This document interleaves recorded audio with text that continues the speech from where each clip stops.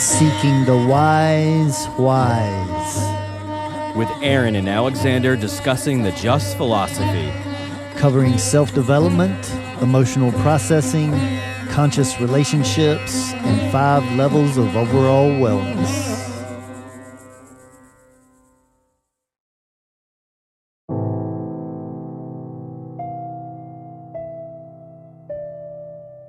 Wise, Inward Journey, Episode 5. Another day, another card. Despite the stressful last week playing mediator between Stan and their mother, Louise, Janet embodied an upbeat mood as she drove home on Friday afternoon. Autumn was beginning to reveal itself after a miserable southern summer, which Janet enjoyed by cruising through the back roads with her windows completely down. She felt like she was having a spiritual experience as the aroma of recently cut hay overwhelmed her senses. This was indeed her favorite season, as she loved the cooler, less humid air and the beauty of the trees beginning their transition. Janet hummed her favorite tune as she walked up the steps and onto the front porch. With a small stack of mail in one hand and a bag of groceries in the other, she approached the front door of the house. Leaning in, she gave the knob a quick half-hearted test, attempting to grip it with the same hand she held the envelopes in. Unable to tell the status of the lock with her first attempt, she placed the mail into her mouth, freeing her hand to try again. Locked? Bummer, Janet mumbled through the envelopes. She dug into her purse and fiddled around trying to grab the correct key in a tense manner as she felt the mail slipping from her lips. Pursing her lips tighter, she finally grasped the right key and jammed it into the lock, making a few half-circle motions. But before she was successful, the envelopes broke free from her lips and went bouncing down to the porch floor. As the last envelope fell in place, the key finally turned and the front door swung ajar. In one swooping motion, she was able to lean forward and scoop the mail from the ground with all groceries intact. Once she regained her balance, Janet continued to make music, this time in whistle form. As she closed the front door and walked from the foyer toward the kitchen, Janet's husband, Michael, crossed her path, barely making eye contact. Janet whispered a quiet but friendly, "Hey, honey," to which Michael replied, "Hey," in a low, downer voice. His neck seemed slightly angled, and his downturned eyes met the ground in front of him as he carried himself toward his office. Being an emotional empath, Janet sensed some frustration and avoidance in him, and began to process it as she placed her grocery bag onto the kitchen island and began unpacking the items. Her mind began to scan and analyze all of their most recent conversations and interactions to see what might be the cause of Michael's low mood. Her first inkling is that she must be the cause of her husband's unhappiness. Was it something she said last night at dinner? Or something she forgot to do before work this morning? Her thoughts began to spiral into a rolling snowball of worry, and the elevated mood she felt on her way home slowly drained away. As she finished putting the groceries away, she realized she had been in a trance and couldn't recall placing the eggs into the fridge. Her thoughts had managed to completely steal all of her attention away from being in the moment. Standing alone in the kitchen, facing the direction of Michael's office, Janet wondered what would be the best course of action. Should she confront Michael, knowing that there is something bothering him? And if it was her fault, was she in the mood for confrontation? Or should she give him space and allow him to come to her when he is ready? Janet's body jumped as Michael's booming voice woke her out of her zoned-out state. "Can you believe this? Your mother is trying to turn our son into a girl." Taking a moment, Janet began to process her husband's words. "Michael, there's no way she said that. Did Stan tell you this?" No, listen. I did talk to Stan about this, but this... Janet put up a hand as if to interfere, and Michael paused, his eyes wide, as if shocked that she interrupted him. "So you did talk with Stan?" she volleyed back, feeling like she was on a higher ground after catching Michael in her web. No, honey, listen. Michael pleaded and then took a breath. He was usually very competitive in their arguments, but he felt compelled to be very clear in this instance. He began again, but in a slower voice. "Your mother sent Zachary a birthday card in the mail yesterday, and it says..." Just then, Michael remembered he had stashed the card in his back pocket. He quickly reached his hands around, fumbling a bit, and finally grasping the card and slamming it down on the table beside Janet. "Right there." He pointed to the words and then began to orate them as he moved his index finger along simultaneously. "I will pay for your dance camp. You can be whoever you want to be. I will love you just the way you are." As Michael finished the final syllables, he glared up to see Janet's face, which was now holding a more serious expression. "Oh, wow," Janet finally let out. "Yes, this is interesting, and maybe a little concerning, but I'm not sure it justified that reaction, Michael." "Your mother has crossed a line," Michael exploded in response. "Not having respect for our food guidelines and now throwing her money in our face? And dance camp? He can go to football camp, baseball camp, soccer camp, any other camp." The louder and more animated Michael became, the higher his voice went. "It's like she's trying to turn my son into a girl. I'll tell you right now, I ain't gonna put up with that." Michael quickly grabbed hold of the card again and turned away from Janet, heading for the front door. After a few steps, he placed his hand on the doorknob. He paused and then turned his head to Janet and asked, "When are you going to be on our side and see our mom for who she really is? She's self-centered, with little respect for anyone else, especially her family. Your family, Janet." He shook his head and sighed quietly as he left out the door. Janet stood mesmerized and in disbelief at what had just occurred. Her heart filled with sadness as her expectations for a fun weekend with her family were again interrupted by yet another card, authored by her mother, Louise.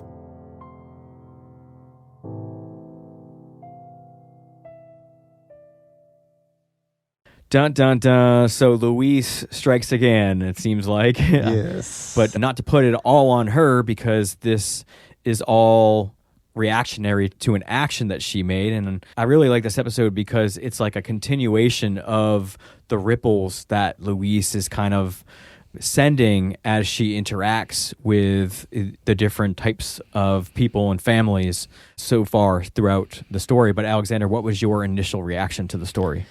Yeah, well, again, seeing that this is connected to that saying of mine of good intentions are the death of a wise one. Because in both of these cards, the one she sent to Stan and the one she sent to Zachary was with the best of intentions, with Stan to try to clear up and forgive things from the past, and with Zachary to give him something that she feels like he's interested in.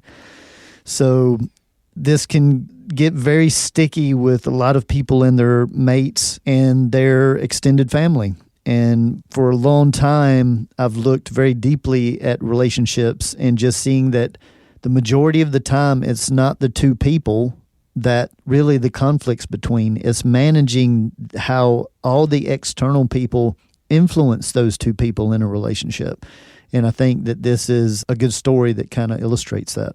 So let's start out at the beginning where Janet's on her way home. It's a Friday. She's enjoying the weather. She, it says, almost has a spiritual experience. Hopefully she was keeping her eyes on the road. But she seemed very grounded and in the moment. She was enjoying life. Now, it did set up, because of the way it unfolded, she may have had expectations. I can resonate with the mood she's in. You know, when you're a child and it's Friday, or even like at the end of a work week, you're ready to let your hair down, as they say, and really enjoy the weekend. And so you have some expectations of the fun you're going to have, or in her case, the time she's probably going to spend with her family. And so part of that could be she's having these emotions, these positive emotions, and maybe it's not that she really is in a solid vibration of being in the moment, that it's just a high. And maybe it's just a brief glimpse because she's just comparing it maybe to the weekend before where they were all together and there was all this to deal with. And so it could be just something as simple as just an intention and looking forward to a less stressful weekend because it's just going to be around her small family. But little does she know that Louise has struck again and really offended Michael. So it's important here to point out that we all have a tipping point of where we lose our center spot or being grounded or being centered, standing in your power. There's many different ways to describe it. And at the beginning of the story, she overcomes a few obstacles that sometimes can irritate certain people of holding on to the groceries in the mail and trying to open the door. And she does have a tipping point. And it's mentioned that she's an emotional empath. And in the human design, again, we can see through the illustration of whether a person carries the emotional strength in their emotional center or they are empathic in nature. And it seems that Janet certainly carries that criteria of being that emotional empath. And so normally that means that the mood of other people around you has a direct and drastic effect on your mood.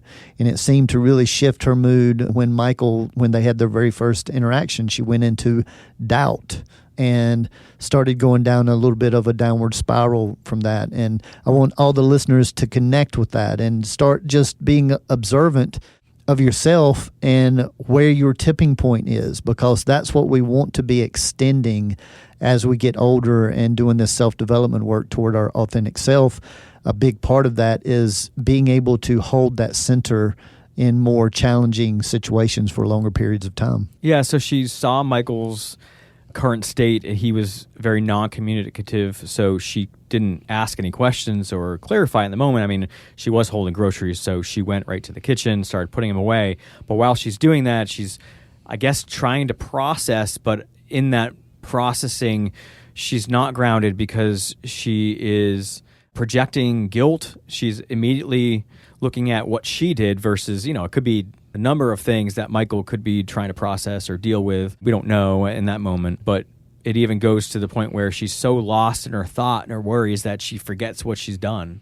And a lot of people do go into that type of projection, and it's not useful. Part of staying centered is not allowing those negative emotions to just pull you into that downward spiral. Yes, because this could have been something to do with his work or something to do with his family. But she seems to carry that people pleaser issue once again that we've highlighted in past episodes. And many of the people pleasers, they're at fault as soon as something or someone doesn't seem to be in harmony. And again, this is a question of that spiritual center where we break down the physical, the mental, the emotional, the energetic, and the spiritual. And most issues that people deal with start in that doubt. And that's exactly where she started with. And then she went into self-judgment. And we talked about Michael not communicating when he first saw her walk in the door or even be attentive to her. But looking at the situation from his perspective, he could have been processing. Maybe he just found the card. Maybe, it just came in the mail. And I also resonate with his situation because sometimes when something is that personally overwhelming, I can't do other things. It's like I have to just focus on this and process it, especially if it is a negative emotion. So it seems like he was dealing with that and then went to a space where he could do that. And then he came back into the room and Janet didn't even see him walk in because she was in that zone.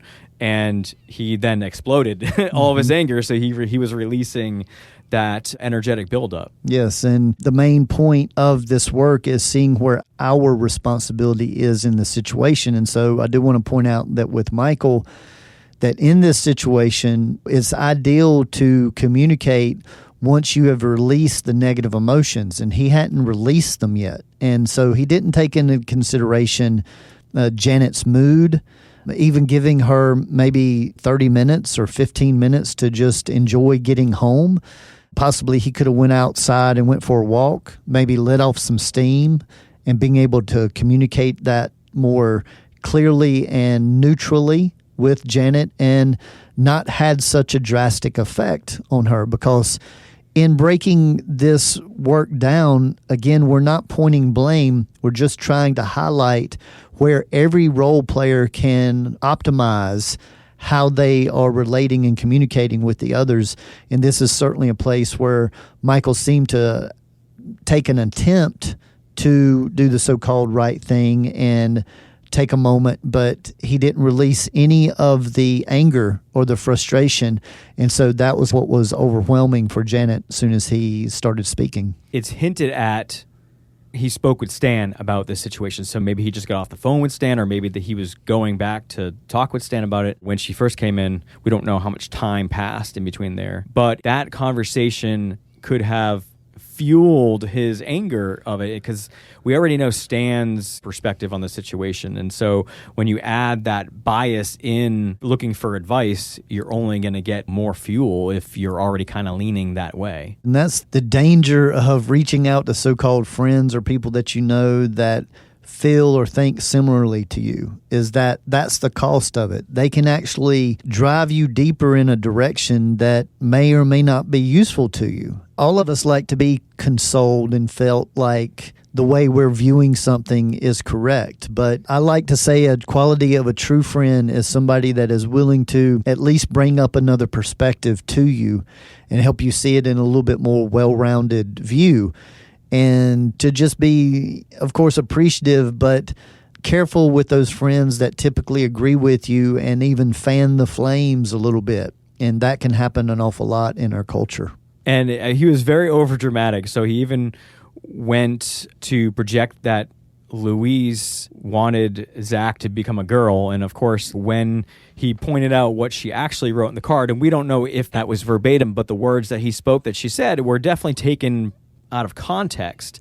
And you could see how it seems like if we bring Louise back in here, just from what we know the card said, that she was being supportive to Zachary and said that she would pay for his camp. Hopefully at some point we get more of the background information on what this really was all about. But it seems like Zach at one point wanted to go to a dance camp, and maybe Michael put his foot down because it seems like he has a huge resistance to his son going to dance, and he's bringing in that sort of masculine view of boys need to do masculine things to become men or something around that. So anyway, the whole point seems to be very over dramatized. Yes, and I think another variable here is it seems that Janet and Michael may be just a little strapped with money. And see, an ego thing could be involved here, to where it's not just that it's a camp that Michael's viewing that is really for girls, that maybe they don't have the money for camp. But he does express, hey, I'll pay for him to go to any kind of camp, basically, besides this kind of camp. So it seems to be multi-layered that is setting Michael off, and this is always worth looking at when you see that someone's upset, to understand that it's probably at deeper levels than what they are telling you that it's about. And so, of course, he's talking about this being a dance camp that seems to be steered maybe towards girls, but he's not talking about the financial. And then he almost gets defensive and shows that, hey, I will pay for this if he doesn't go to this kind of camp. So I think that's something to highlight, is just normally whatever somebody brings up in anger or negative emotion, there's still something that they're not talking about that's really driving that cart, so to say. And we want to keep our eyes on the sensitivities that he has to maybe how well of a provider that he's being.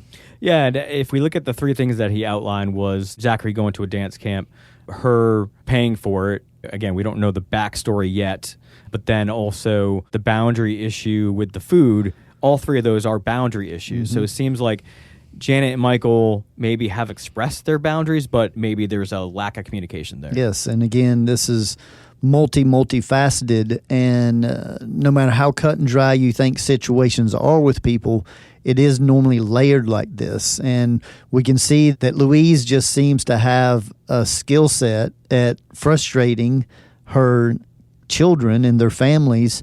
Again, it's important to point out that Louise is just trying to be kind and nice in everything that she's doing. But the whole part of good intentions or the death of a wise one that I want to highlight, and we'll get deeper into the full discussion, is that when you don't consider how your intention or your action is going to affect the other people involved, that is why just intention isn't enough.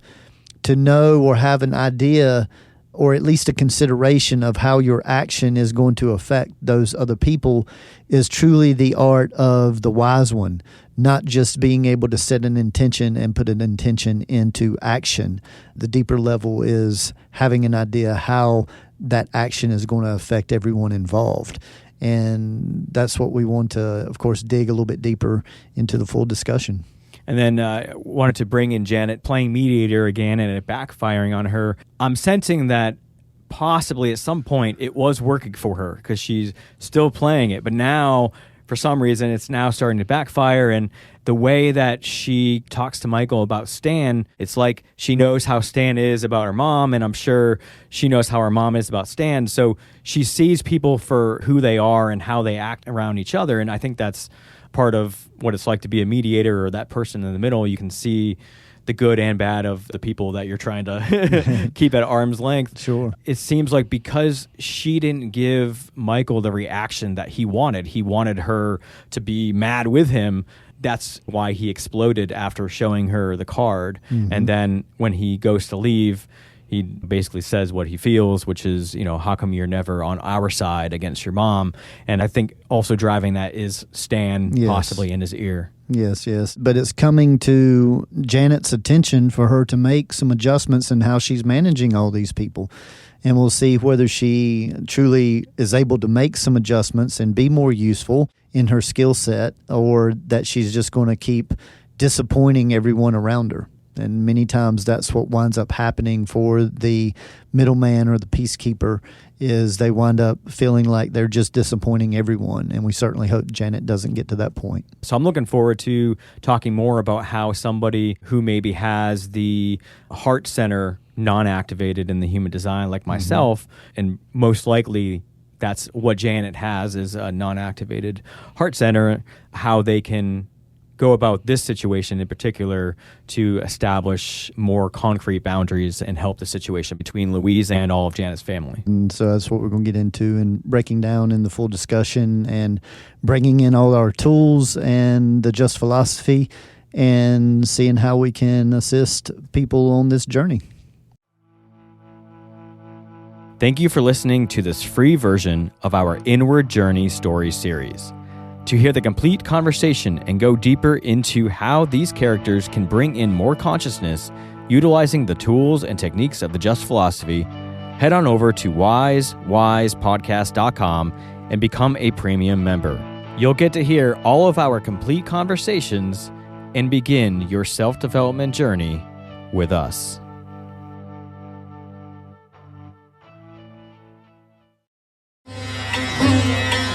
We honor your dedication to self-growth, overall wellness, and continuing to ask the wise whys. And remember, gradual changes over long periods of time equals lasting results. Continue on your self-growth journey by visiting thejustphilosophy.com, where you are able to connect personally by booking a private consultation with Alexander in person, by phone, or Zoom. Uncover your authentic self more easily with a human design or destiny card consultation. Here you will gain information about your energetic makeup, personality, and your higher self, as well as navigating your way through your relationships. There are also multiple types of reports available for purchase that help you gain insight into your career, relationships, and opportunities for self-growth. The site also allows you to view a calendar of Alexander's live performances and class schedule, Peruse other products such as shirts, CDs, and finally, the revolutionary VibroTune vibrational sound therapy tables. These contoured therapy tables allow you to bathe in a vibrational sonic bath of frequencies, bringing you into alignment on all levels. You will be feeling and hearing calming music synced through vibration and frequency. So again, you can grab all this goodness at thejustphilosophy.com, thejustphilosophy.com. The Just Philosophy, as discussed in this podcast, has been developed by Alexander over the last 25 years in his personal studies, private practice, and professional environment. The information discussed is intended for educational purposes only and is not meant as a replacement for conventional medicine. Just remember, knowledge plus experience equals wisdom. Seek the wise. We want to thank you for working on you. Keep shining your light and refining your vibe.